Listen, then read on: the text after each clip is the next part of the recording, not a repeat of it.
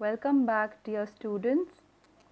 In this video, we will be doing the adjustments in partnership final accounts. We will be beginning with the 11th standard adjustments and gradually move on to the 12th standard adjustments. So let's begin. Our first adjustment, closing stock. Closing means end of the year and stock means stock of goods. So closing stock means goods at the end of the year. Now my question, in final accounts, where do we record anything related to goods? So goods related we record in the trading account. When we begin writing trading account, we begin with opening stock to the debit side. So stock here means stock of goods. Opening stock we record to the debit of trading account. So opposite of opening, that is closing stock, we record to the opposite side, that is the credit of trading account. Opening stock means from the previous year goods are brought forward in the current year. Closing stock means current year remaining goods will be carried forward in the next year. So the first effect for closing stock, we write it to the credit of trading account. First effect, trading account credit. Secondly, in final accounts, where else could we record anything with regards to goods? Goods are an asset for the business. They are a possession of the business. So where would we record goods? We would record goods, yes, to the asset side in the balance sheet. We record it as closing stock of goods. So the second effect for closing stock would be to the asset side. Another thing, at times in the adjustment for closing stock, it would be mentioned that there is a cost price and there is a market price, meaning in short there would be two amounts given for closing stock. In such a case, we always record the amount whichever is less. Now in your 12th standard level, it does not matter to us whether it is the cost price or the market price. You may get confused with these terms. So we don't need to really remember that. You just have to remember that for closing stock adjustment, whenever there are two amounts given, we record the amount whichever is less. Adjustment number 2, depreciation. Depreciation means reduction in the value of fixed assets. The value of fixed assets is reduced, is deducted. In final accounts, where do we record fixed assets? Fixed assets, we record it, yes, to the asset side in the balance sheet. We write fixed assets. Now when we are saying depreciation, it is reducing the value of fixed assets. So which means from fixed assets, we reduce, that is we minus the value of depreciation. That becomes the first effect for depreciation. We minus it from fixed assets to the asset side. So the first effect for depreciation, less from fixed assets to the asset side. Secondly, when we minus the value from assets, that is when the value of asset is reduced, is it a profit or a loss for the business? Of course it is a loss for the business. Then where would we record losses? We record losses to the debit side of profit and loss account. Profit and loss account is a nominal account. Debit all expenses and losses. Depreciation being a loss, we record it to the debit side of profit and loss account. That becomes the second effect for depreciation. So the second effect for depreciation, profit and loss account to the debit side we record. Adjustment number 3, outstanding expenses.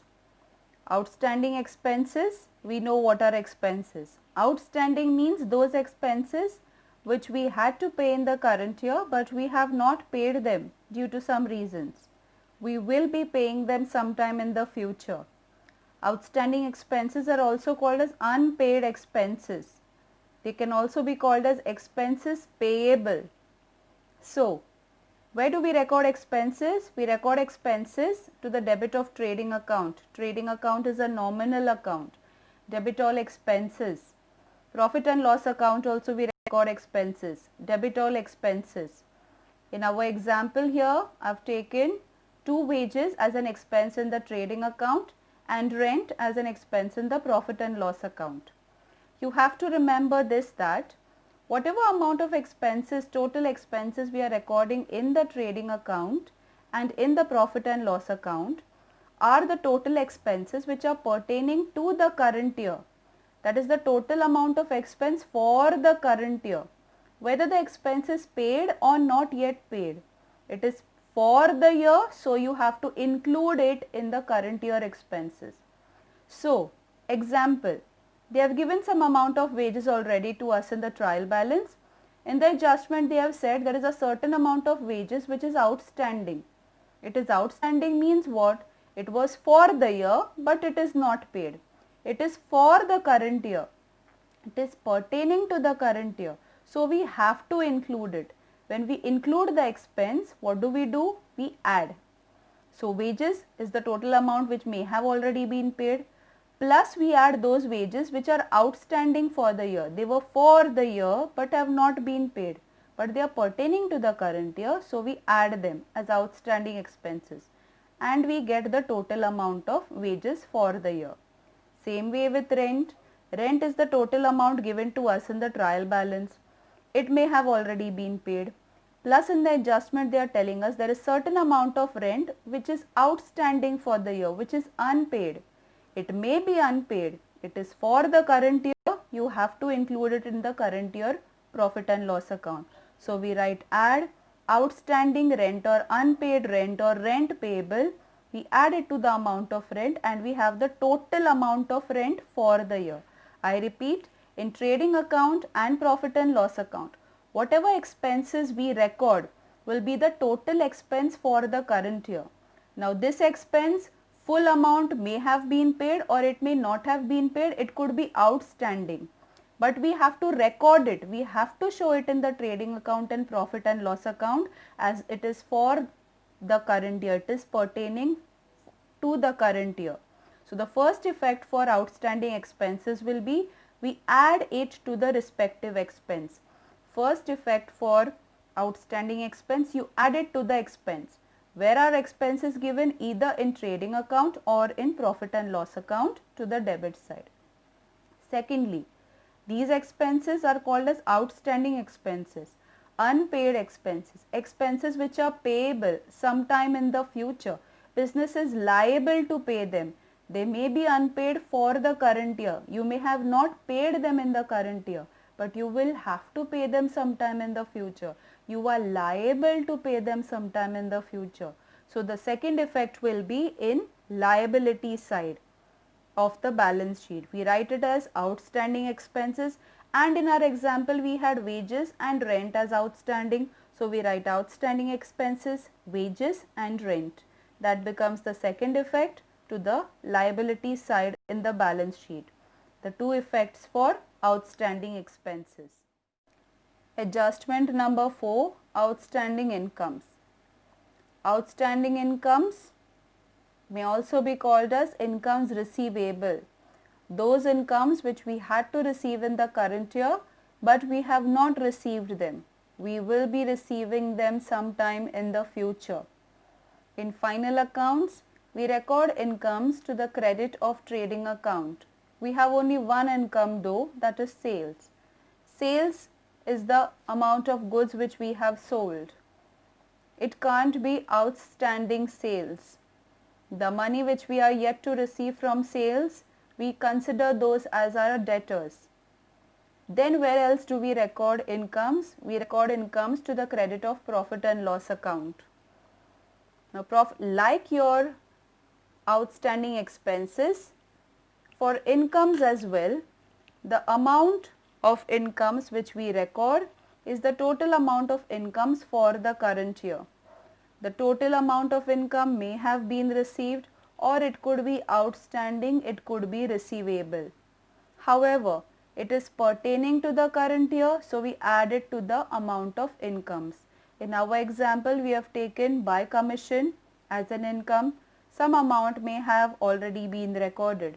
In the adjustment, they are telling us some amount of commission is outstanding. It is yet receivable. It is pertaining to the current year. So, we add it to the amount of commission, and therefore, we have total amount of commission for the current year. So, the first effect for outstanding incomes will be we add it to the incomes to the credit of profit and loss account. Secondly, when we say incomes receivable, receivables we record to the asset side in the balance sheet. Receivable, the benefit will be received sometime in the future. Hence, we treat it as assets and we write it to the asset side. So, the second effect for incomes receivable will be to the asset side in the balance sheet. Adjustment number 5, prepaid expenses. Pre means before.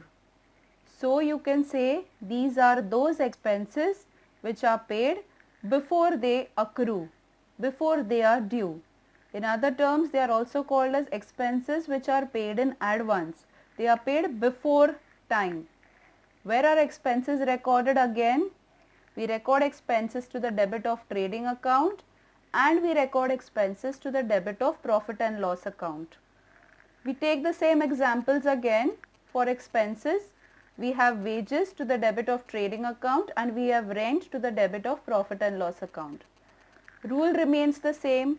Total expense for the current year only we record in the trading account. Total expense for the year only we record to the debit of profit and loss account. If anything for the previous year, any expense for the next year, all these things we will minus from our current year expenses. Example, as we have written, to wages is the total amount of wages which has been paid in the current year. Adjustment, they have said that a certain amount of wages which are prepaid, means they are paid in advance. Now, if you are paying wages in advance, it means you have paid the wages for the next year. You were supposed to pay them in the next year, but you have paid them in advance in the current year.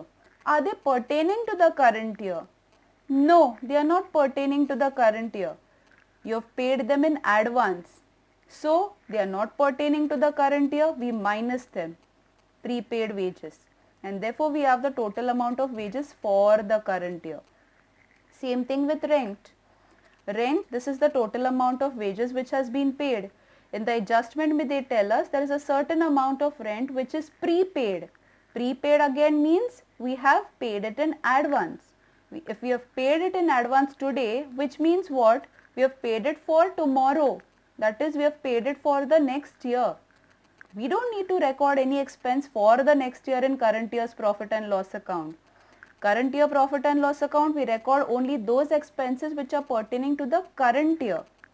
This is paid in advance for the next year. So, what we do? We minus it and we write prepaid rent, or we can say advance rent. It is not pertaining to the current year, so we minus it. So, the first effect for prepaid expenses will mean we minus from the expense to the debit of trading account or to the debit of profit and loss account. First effect for prepaid, minus from the respective expense, where to the trading account or to the profit and loss account debit side. I'm sorry, there is a mistake here. It should be to the debit side of trading account or debit side of profit and loss account. Next, that becomes the first effect. Secondly, when we are saying prepaid expenses, if we have prepaid the expenses, that is in the current year, if you have paid next year's expense, will you again have to pay the same expense in the next year? For example, if I'm staying in a rented property, in the current year I pay rent for the next year. For the next year also I am paying rent now only. So, in the next year again I will not have to pay the rent. Likewise, if you are prepaying an expense, in the current year if you are paying the expense, you will not have to pay the expense in the next year again, which means for this prepaid expense you will be getting benefit in the future. You will be receiving benefit of this prepaid expense in the future. If you will be receiving the benefit in the next year, means the benefit is receivable. Hence we write prepaid expense to the asset side. Assets, we record everything that is receivable. Prepaid expenses like wages and rent, I've paid in advance in the current year, benefit of which I will be receiving in the next year. The benefit is receivable in the next year. Hence the second effect will be to the asset side. So the second effect for prepaid expense, we write it to the asset side in the balance sheet. Adjustment number 6, pre-received incomes. Pre-received incomes, they are also called as incomes received in advance. You had to receive these incomes in the next year, but you have received them in advance in the current year. They are pre-received, received before time. Example, we have taken the example of commission here. Commission to the credit side of profit and loss account we have written. This is commission received. Total commission received is the amount we have. In the adjustment they have mentioned to us, certain amount of commission is pre-received. It is received in advance.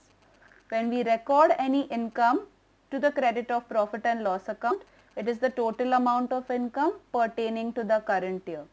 If we have received some income in advance, it means it is the income for the next year which you have received in advance in the current year. We don't need to record any incomes of the next year in the current year. The income which we record is only pertaining to the current year. So whatever amount we have received in advance for the next year, we will minus it. We write either pre-received or we write received in advance. It is not pertaining to the current year, so we will minus it. So the first effect for pre-received income or income received in advance is we record it to the credit side of profit and loss account by deducting it from the income. So first effect for pre-received income or income received in advances, we minus from the income to the credit side of profit and loss account. Secondly, this income which is pre-received, okay, for this we have to, if we have received something, we need to give something in return. So the service for this pre-received income is to be given sometime in the future. The business is liable to give the benefit for this pre-received income sometime in the future. The benefit for this is payable by us, and hence we record it to the liability side in the balance sheet as pre-received commission in our example, or you can say commission received in advance. We write it to the liabilities because the benefit for this is not yet given by the business. It will be given, it will be paid, it is payable sometime in the future. So the second effect for pre-received incomes is to the liability side. Adjustment number 7, goods distributed as free samples. Any adjustment related to goods, definitely one effect is going to be in the trading account. What are we doing with the goods? We are distributing them as free samples, which means goods are going out of the business. You are distributing them to outside the business, which means goods are going out of the business. Whenever goods are going out of the business, we record them to the credit of trading account. We record it as buy goods distributed as free samples. When we distribute goods as free samples, for what purpose do we distribute them as free samples? We distribute them as free samples because we want to advertise our goods, and advertisement is an expense for the business. It is a selling and distribution related expense. Such expenses we record in the profit and loss account. They are an expense, so we record them to the debit of profit and loss account. We record it as to advertisement. So goods distributed as free samples, two effects will be trading account to the credit side and debit side of profit and loss account. Adjustment number 8, goods lost by fire or goods lost by theft. Means there was a fire in the factory or there was a theft in the factory and we have lost our goods to this fire or to the theft. And in brackets I have written uninsured goods. Uninsured goods means there was no insurance policy taken for these goods by the business. Then what will happen? Let's go step by step. When we speak about goods, any adjustment related to goods, one effect will always be in the trading account.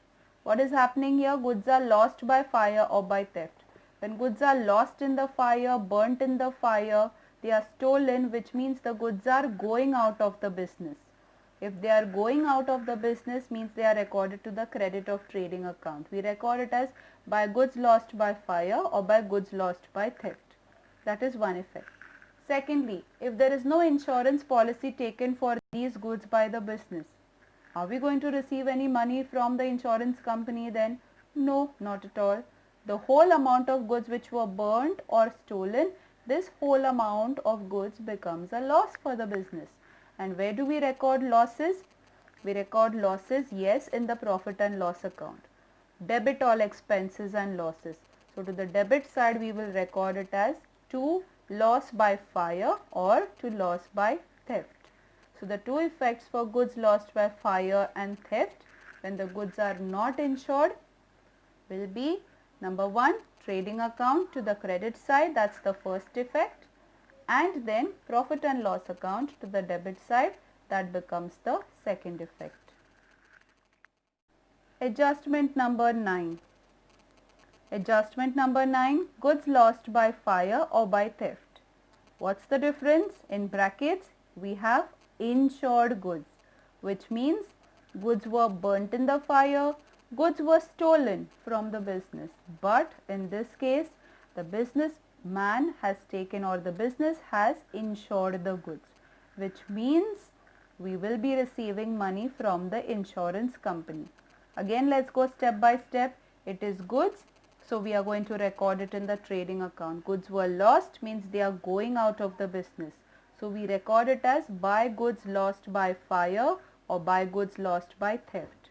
Okay, let's take an example here.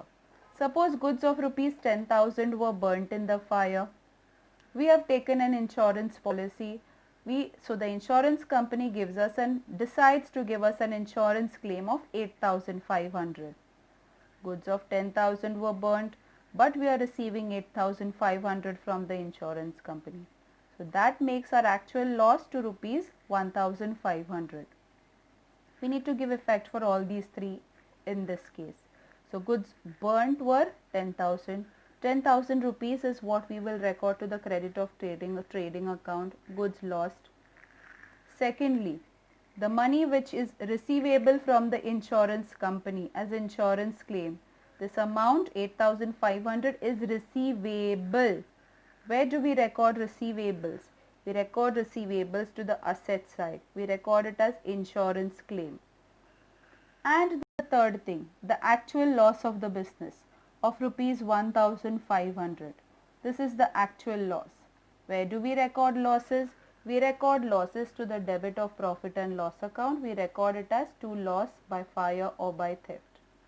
Now some may wonder, how can there be three effects to an adjustment? An adjustment will have only two effects. That's absolutely true. Every adjustment has only two effects. Then how come three effects here? When we say adjustment has two effects, it means that if we have 10,000 rupees to the debit of one account, 10,000 rupees has to be credited also. In this case, goods of rupees 10,000, we recorded it to the credit of trading account. So this 10,000 rupees goods were written to the credit side of trading account.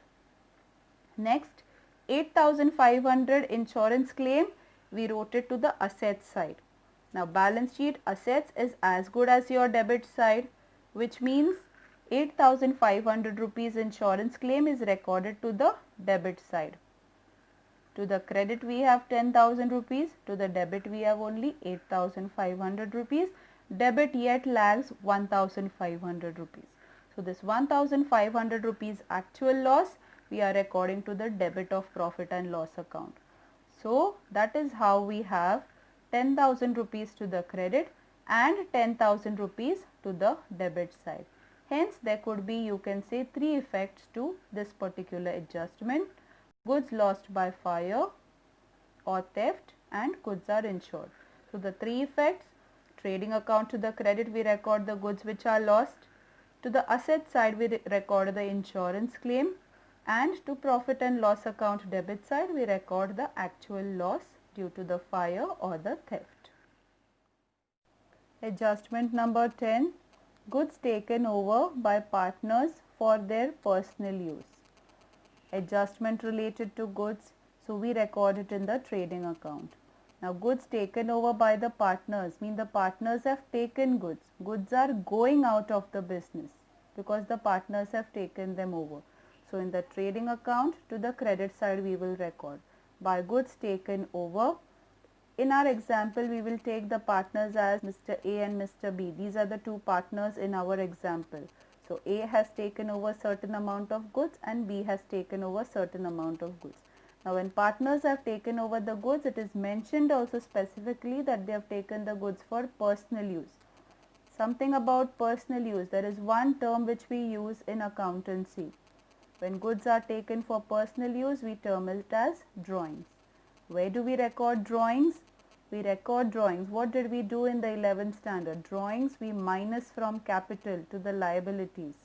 And I very well told you when I explained to you partners capital current account, whatever we minus from the capital, we write it to the debit side in partners capital or current account. So drawings, what we deducted from the capital otherwise, we recorded to the debit side of partners capital and current account. So the two effects for goods taken over by partners will be trading account to the credit side and partners capital or current account to the debit side we record. First effect for goods taken over by partners, trading account credit side, and the second effect partners capital or current account to the debit side.